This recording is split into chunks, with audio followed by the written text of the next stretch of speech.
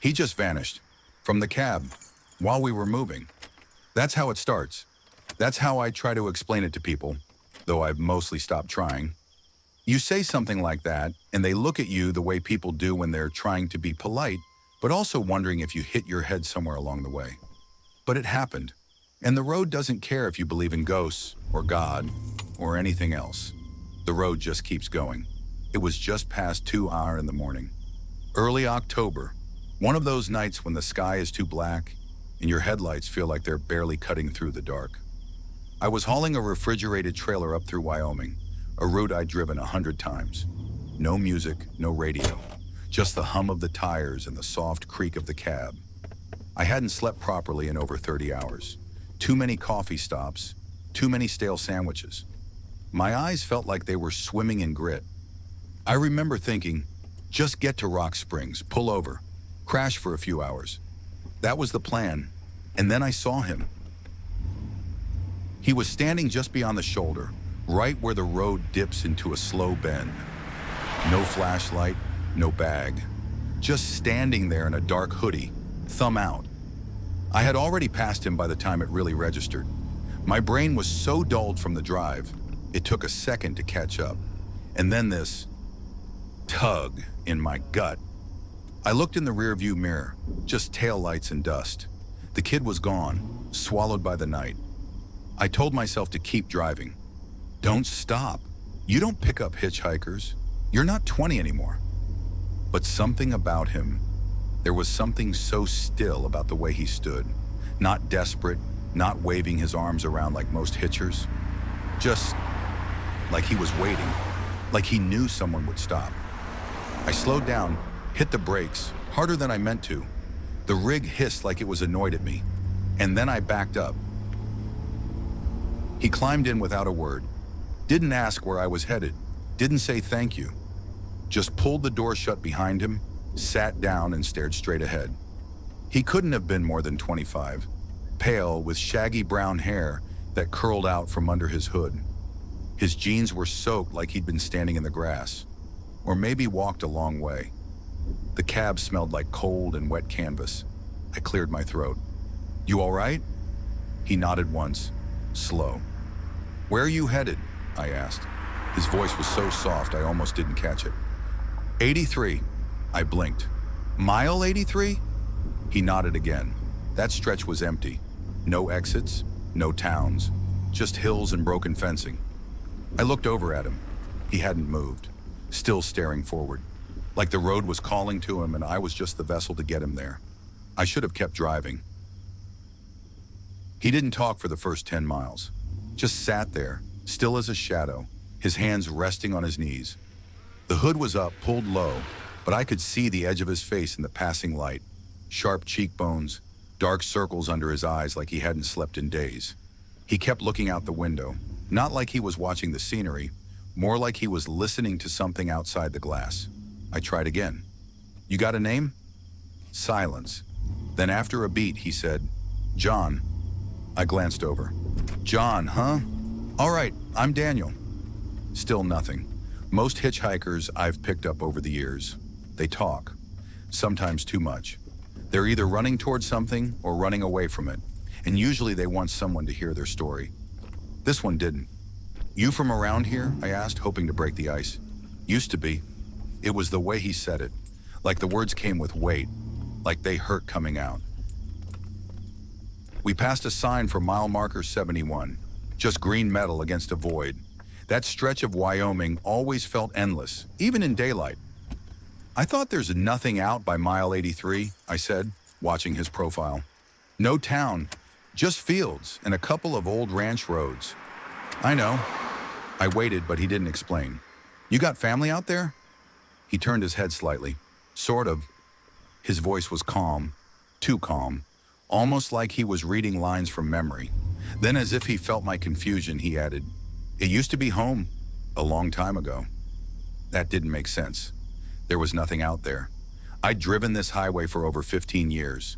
No houses, no stores, just scrub and fence posts. You mean like a cabin or something? He didn't answer that. He just looked at me finally and said, Do you think places remember people? I blinked. What? You know, like roads, trees, old fields. Do you think they remember who walked them? I laughed under my breath. You talk like a poet, John. He smiled, but it didn't reach his eyes. A few more miles went by in silence. Then he spoke again, out of nowhere. You ever lose someone? I didn't expect the question. It hit harder than I thought it would. Yeah, I said after a moment. My wife. 4 years ago. He nodded. What was her name? That caught me off guard. Most people just say, I'm sorry, and leave it at that. But he looked at me like he genuinely wanted to know. Emily, I said. Emily Harper. He repeated it, almost like he was testing the name. Emily Harper. There was a moment then where it felt like something shifted in the cab, like the air got heavier, or maybe that was just memory creeping up on me. John looked back out the window. People think the dead go away, he said, but some just stay close, waiting. I didn't know what to say to that. My hands tightened a little on the wheel. The dashboard lights flickered. You one of those spiritual types? I asked, trying to keep the tone light. John didn't answer. He just whispered, I think we all are when the time comes. It must have been 20, maybe 25 minutes since he got in. We hadn't said much after that last strange exchange. Just the hum of the road and the steady white lines flashing by like Morse code I couldn't quite read. I reached down into the cooler between the seats, fumbling with one hand while steering with the other. Pulled out a foil-wrapped sandwich, dry turkey on white, the kind that sits in your gut like stone. Unwrapped it, took a bite, chewed slowly. Then I turned to say something. Don't even remember what it was now. But the seat was empty, completely empty. The kind of empty that makes your stomach drop before your brain even catches up. At first I thought maybe he'd slumped down or shifted positions. I leaned over, one hand still on the wheel. No one. I looked in the sleeper cab behind me. Empty. I looked at the passenger door, locked, the handle untouched. No sound, no warning, nothing. The road was straight as a ruler. We were doing 58 miles an hour. I would have heard the door open. I would have felt it. But John was gone. I swerved a little from the shock, cursed out loud, heart hammering in my chest, slammed on the brakes, tires screaming on the asphalt, the rig groaning like it didn't understand what I was doing. I jumped out of the cab. Cold air slapped me across the face. Looked down the road behind me, both shoulders. Nothing but open space and whispering night. No figure, no movement. I shouted, John! No echo, just wind. I walked the shoulder with a flashlight, shining it into the ditch, scanning the brush and fence lines. No scuff marks, no torn cloth, no footprints in the gravel. He couldn't have jumped. I would have seen it. My hands were shaking now, not from the cold. I got back in the cab, breath fogging up the glass. Pulled up the dash cam footage. Nothing. Static. Just snow and hissing audio, like the thing had glitched out. The external cam was worse. Frozen screen, timestamp looping every few seconds. Come on, I muttered. Come on. I replayed the moment I remembered reaching for the sandwich. No cut, no door open. Just a flicker, like a skipped frame. 1 second he was there. Next he wasn't. I sat there in the driver's seat, palms flat on the wheel, lungs pulling air in slow, deep gulps, trying to make sense of it, trying not to feel crazy. Then I looked over. The passenger seat still had the imprint, a perfect dip in the cushion, dark and slightly wet, like someone had just been sitting there in damp clothes. And it was warm. I didn't drive straight to Rock Springs like I'd planned. Instead, I pulled off at a 24-hour gas station about 12 miles up the road. One of those old ones with flickering lights and a rusty soda machine outside that never works. There was only one car in the lot, probably the cashier's. Inside, it smelled like motor oil and burnt coffee. Behind the counter was a man who looked like he'd been part of the building since it was poured. Mid-70s, plaid shirt tucked into worn jeans, reading a dog-eared paperback under a yellow bulb. He looked up as I came in. Long night? He asked, voice gravelly. Something like that, I said, trying to sound casual. I grabbed a coffee I didn't want and lingered by the counter. The words sat in my throat like stones. Finally, I said, "You ever hear about anything weird happening around mile 83? The cashier didn't move, didn't blink. "You picked someone up there?" he asked. Slow, real careful. I froze, my skin went cold. "Yeah," I said. "A hitchhiker, young guy, said he was headed home." The old man put down his book, rubbed his face. For a second, he just stared at me. "Jesus Christ," he muttered. "You're not the first." I leaned closer. "What do you mean?" He motioned to the side. "Come here." We stepped around the counter to a cluttered wall where old maps, news clippings, and torn flyers were tacked up. He pulled one paper forward, revealing a small photo, laminated and curling at the edges. A face stared out. Hoodie, shaggy hair, pale. It was him. "That's John," the man said. "John Mitchell, local kid, died last year. Right there, mile 83, early October. Rained for 2 days straight." I stared at the photo. Couldn't look away, couldn't speak. "He was driving back from college," the man continued. "Took the curve too fast, went into the ditch. The cab filled up with water. By the time someone spotted him, it was too late." I shook my head. "That's impossible. He was in my truck. Tonight. He sat right next to me." The old man didn't answer, just looked at me like he wanted to believe me, but couldn't. Or maybe he already did, and that was worse. "You're sure it was him?" I asked. "I see that face in my sleep," he said. "His mom used to come in here every week asking if we'd heard anything new. Like maybe the story was wrong. Like maybe he was still out there somewhere." I left the coffee on the counter and drove back the way I came. No music, no sound but the wind outside and my heart beating way too loud. When I reached the spot near mile 83, I pulled over, got out, walked slowly along the shoulder until I saw it. A small wooden cross weathered by wind and rain, barely noticeable from the road. There were plastic flowers at the base, sun-bleached and brittle, and there, stuck behind one of the petals, was a photograph. Same face, same hoodie, same blank stare. I touched the edge of the frame with numb fingers. It was him, John Mitchell, and he'd been dead for a year. I couldn't sleep that night.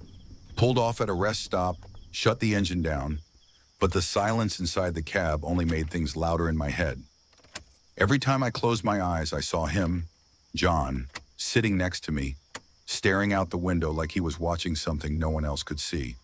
So I lay there staring at the ceiling of the sleeper, thinking, and then it hit me. Last year, same stretch of highway, same time of year, first week of October. I was out here. I remembered the flashing lights, the sheriff's cruiser angled on the shoulder near that long curve, and 2 officers standing by the edge of the ditch looking down. I didn't stop. I had a tight delivery window and no reason to get involved. But now I wondered, was that the night they found him? The next morning I called in a favor. I've got a buddy, Rick Peterson, retired highway patrol, still has friends in the department. I told him I needed to ask about a fatal wreck near mile marker 83 from the year before. He went quiet for a second. Then he said, "That was the Mitchell boy, John Mitchell. He was driving back from college in Montana, supposed to meet his mom in Laramie for her birthday dinner. Never showed. Weather turned bad that night. He lost control, rolled into a ditch that had flooded from the rains. They didn't find him till morning. By then, the water was chest high. Too late." "What about the car?" I asked. "Anyone else in it?" "No, he was alone, belted in. Car was still running. Headlights were on." I swallowed. My throat was dry. "Any reason he might have gotten out? Started walking?" "None," Rick said. "He died inside the car. Never left it." But that didn't add up. If he died in the car, how did I pick him up? I kept playing it over. His voice, his questions. The way he said, "Do you think places remember people?" That wasn't just small talk. That was a message. And then something worse crept in. Something I didn't want to face. That night, a year ago, what if I passed that scene just a few hours too soon? What if John Mitchell was still alive when I went by? What if I could have stopped? The guilt settled in like a bruise under the skin, slow and sick. I saw his face again, sitting in the passenger seat, soaked to the bone. Not angry, not lost, just waiting. Like maybe he knew I was the one who should have stopped. Like maybe he was still waiting to be taken home. For a few days I tried to shake it, told myself it was exhaustion, a trick of the mind. I'd been on the road too long, not enough sleep, too much caffeine, and not enough real food. That's what I kept repeating. But the truth didn't care what I told myself, because things kept happening. Small things at first, things easy to write off, like the radio flipping to static for no reason, like the scent of wet earth filling the cab when I hadn't stepped outside in hours, like the feeling that someone was watching me from the passenger seat, even when it was empty. Then came the voice. It was late past midnight, somewhere near the Idaho line. I had the CB on, background chatter rolling in and out, truckers jawing about weather, way stations, nothing important. I was half asleep behind the wheel, that gray space between alert and dreaming, and then I heard it. My name. Not just a name, my full name. Daniel Harper. Clear, calm. The same voice I'd heard in the cab that night. I froze, turned the volume down, heart hammering. No one else seemed to react. A moment of silence. Then it came again, softer this time. Daniel, you passed me. I yanked the cord, shut the radio off completely. Just sat there in the hum of the road, breathing hard, trying not to lose it. Then I looked to my right, and there it was. His hoodie, folded neatly on the passenger seat. I hadn't seen it there 10 minutes ago. I would have noticed, but now it sat there like it belonged, damp around the edges, with a dark smudge across the sleeve, like motor oil or old blood. I reached out to touch it and stopped. My fingers hovered, trembling. Some part of me wanted to believe it was all in my head, but I couldn't anymore. He was trying to say something. He'd started the story, and I'd walked away before the ending. There was a reason he came to me, a reason I saw him again after a year. It wasn't just about the ride. It was about finishing something. That night, I pulled over and sat for hours with the map spread across my dash. Where was he really going? Who was he trying to reach? I circled the route from the accident site, towns, old homesteads, anything that might explain it. And then I saw it, about 15 miles off the main road, near the base of some hills. Mitchell Ranch, an old property, barely on record. I stared at the name until my eyes burned. I knew what I had to do. Find the place. Find someone who knew him, and ask the questions I should have asked a year ago. It took me 2 days to find her. Her name was listed in an old obituary, Margaret Mitchell, living in a small house on the outskirts of Laramie. Quiet street, white siding, porch swing that creaked in the wind. Looked like the kind of place where time stopped after something broke and no one wanted to fix it. I didn't call ahead. I didn't even know what I would say. I just showed up, knocked once, then again. The door opened slowly. A woman in her late 60s stood there, cardigan wrapped around her like armor, hair pulled back in a simple braid. Her eyes were tired in a way that had nothing to do with sleep. I opened my mouth to introduce myself, but I didn't get the chance. She looked at me and froze, her eyes filled with something between disbelief and recognition. "You," she whispered. "You were supposed to pick him up." I stood there stunned. "I'm sorry," I said. My name is Daniel Harper. I'm a truck driver. I think I gave your son a ride, or I don't know what to call it." Margaret didn't move, just stared at me, breathing shallow. Then she stepped back, motioning me inside. The house smelled like lavender and old grief. Everything was neat, untouched, like it had all been set in place and left there for someone who never came back. She sat down in a faded armchair and looked up at me with something unreadable in her expression. "John always said someone would come," she said. "He told me the week before he died that if anything ever happened, someone would come back for him." My throat went dry. "He said that?" "He didn't talk much near the end," she said. "But that week, he was different. Quiet, thoughtful, like he was waiting for something. She looked toward the mantel where a photo of John, alive, smiling, rested in a wooden frame. He told me, she continued, there's a man. He drives at night. He's been by before. He'll come back when I need him. I felt like the air had been knocked out of me. I sat down slowly across from her. I don't know what to make of this, I said quietly. I didn't know him. I didn't even stop the first time. I drove right past that curve the night he died. Margaret nodded. He knew that too. I looked up. He said you wouldn't stop, not the first time, but you'd feel it later. You'd know you missed something, and you'd come back. She reached over to the side table and opened a drawer, pulled out a small, battered notebook. John's handwriting, sharp, deliberate, covered the pages. On one of them, in block letters, he'd written, Truck, Night, Daniel Harper, Cab, finish the ride. My heart thudded so hard I could feel it in my throat. He dreamed it, she said, over and over. The cab, the road, you. I stared at the page, and all I could think was, he wasn't waiting for anyone. He was waiting for me. I drove through the night, back to mile 83. No cargo this time, no deadline.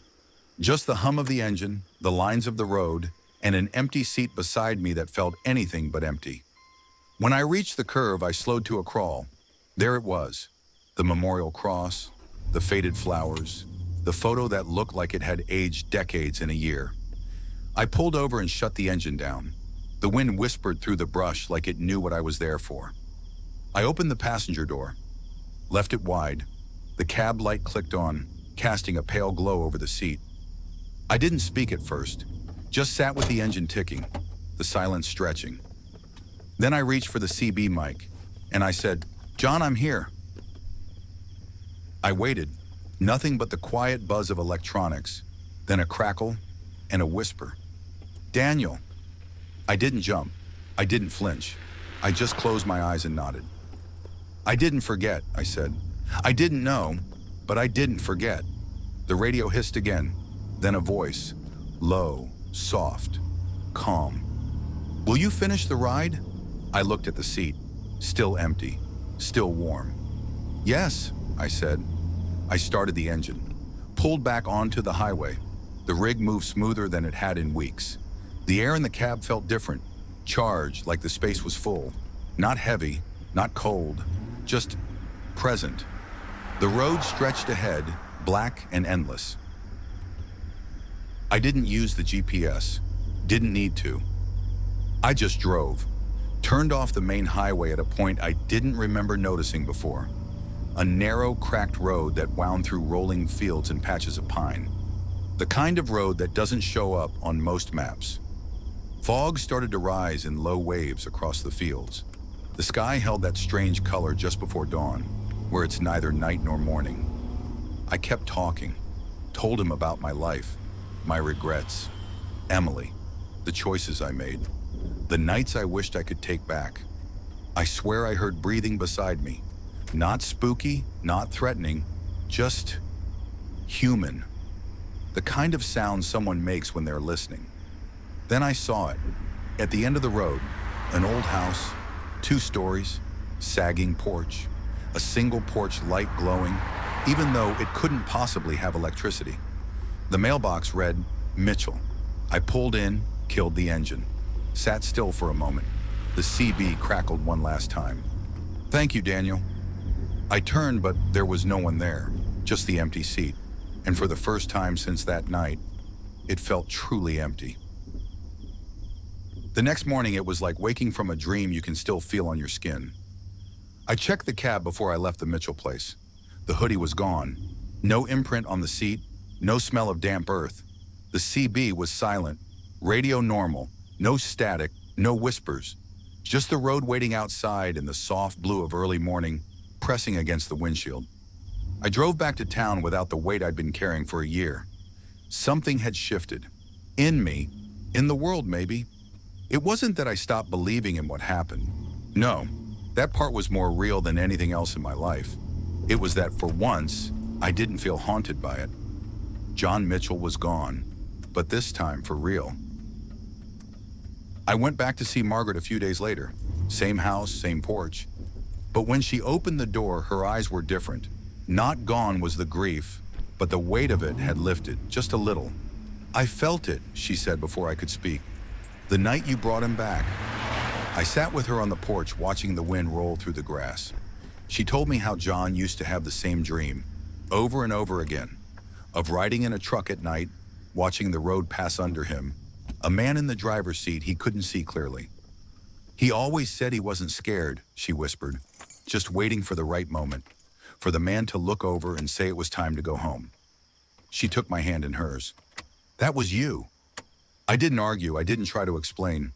There was nothing left to explain, only what remained.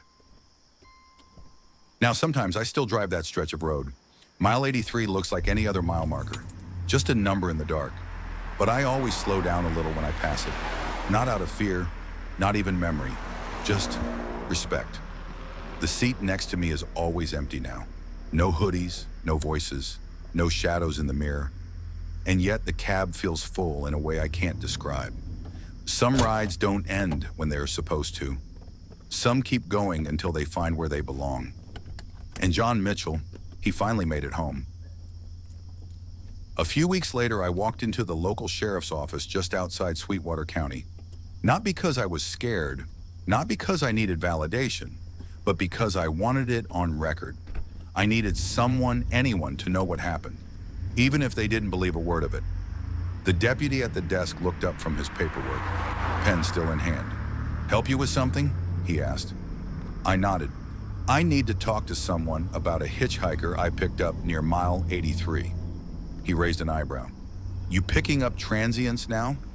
"Not exactly," I said. They sent me to the back. Small office, smell of stale coffee and carpet cleaner. A veteran officer came in, gray hair, crisp uniform, face carved from stone. I told him everything, didn't hold back. The ride, the boy, the name, the voice on the CB, Margaret, the house, the final drive. He didn't interrupt once, just sat there, hands clasped, watching me the way cops do when they have already made up their mind. When I finished, the silence hung heavy. Then he leaned forward and said calmly, like he was correcting a detail in a traffic report, "Sir, that kid died exactly 1 year ago. On that mile, you couldn't have picked him up." I nodded, didn't argue, didn't need to, because I know what I saw, I know what I felt, and I know what was sitting beside me in that cab. This wasn't a ghost story, it wasn't a dream. It was something in between. A ride that was promised and a ride that had to be finished. Maybe he needed me. Maybe I needed him. Either way, we met at the mile marker where the world blurs a little, where the road remembers. So, believe what you want. Say I was tired, say I was grieving, say I imagined the whole damn thing. But let me tell you something. If you ever find yourself driving past mile 83 in the dead of night, and you see someone standing there alone with his thumb out, think twice, because some rides don't end at the shoulder. Some keep going until they're finished.